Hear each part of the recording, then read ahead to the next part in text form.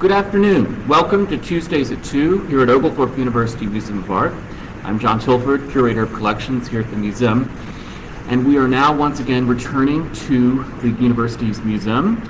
We've been broadcasting from home, Elizabeth and I, for the last several weeks during the holidays, but we're very glad to be back on campus.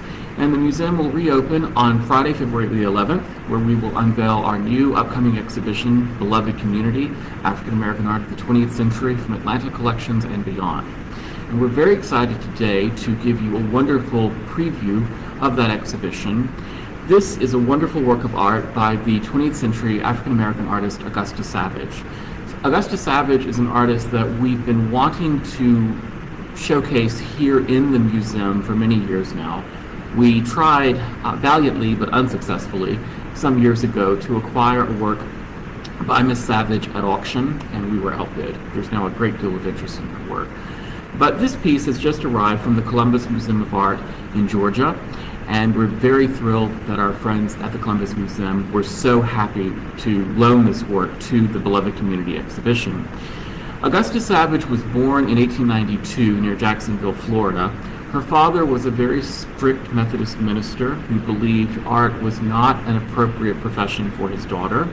But Miss Savage persevered, and by the time she was in high school, a very sympathetic high school principal encouraged Miss Savage to pursue her artistic passions and even allowed her to teach a class in art making, in sculpture.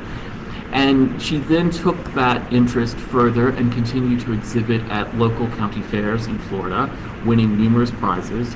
And by the early 1920s, she was ready to really take her artistic endeavors to a new level of seriousness. And so in 1921, with $4.66 in her pocket, she arrived in New York and began to study at Cooper Union. And at Cooper Union, not only did she beat out more than 150 other applicants for the place at the school, she was quickly recognized and singled out as a great artistic genius, and her scholarships were very quickly increased. By 1923, Miss Savage applied for the Fontainebleau Summer Academy in France to study with other young American women. She was one of 100 women in the United States who were chosen for the Summer Academy. Unfortunately, as soon as it was discovered that Miss Savage was African American, the nominating committee immediately rescinded her application and her place in the academy. She was rightfully enraged, and she enlisted the support of powerful friends such as W.E.B. Du Bois, who continued to protest the decision for many years.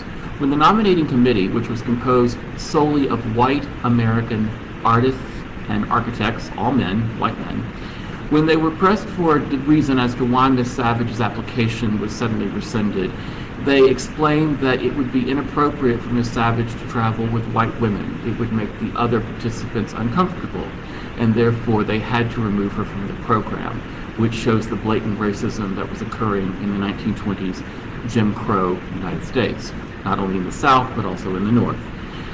After many years of challenges and struggles, Miss Savage, eventually was able to obtain funding from the Rosenwald Foundation, from the Carnegie Foundation, and other individuals, including school teachers from her hometown of Florida, to raise enough money to study once and for all in Paris. And she was in Paris from 1929 to 1931. She came back to the United States, and with the help of the Works Progress Administration, she was able to establish the Harlem Art Community Center in Harlem, which was her hometown in New York, where she educated more than 1,500 individuals, especially young artists, most notably Jacob Lawrence and Gwendolyn Knight, among others.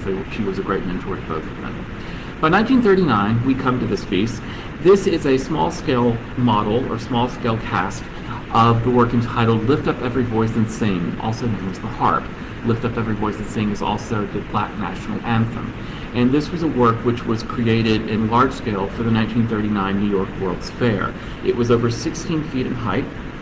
It was considered one of the most, if not the most popular works in the World's Fair exhibition, and it was photographed thousands of times.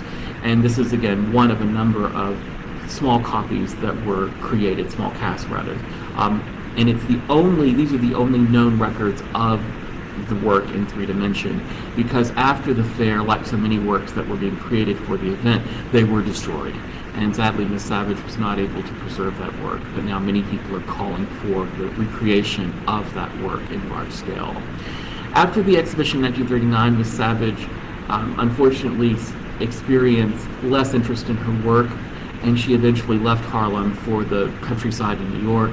She died in 1962, all but forgotten. And years later, numerous scholars, art historians, collectors, and institutions have renewed great interest in her work. She was the subject of a 2019 retrospective at the Cummer Museum in Florida, and now we're very happy to have this work, which is not the only work. We actually have two works by Ms. Savage that will be in the exhibition, which we encourage all of you to visit. Beloved Community will open on Friday, February 11th, here at Oglethorpe University Museum of Art. So please tune in again next time, same place, same time, Tuesday at 2, where Elizabeth Peterson will be discussing other works from our collections. Thank you.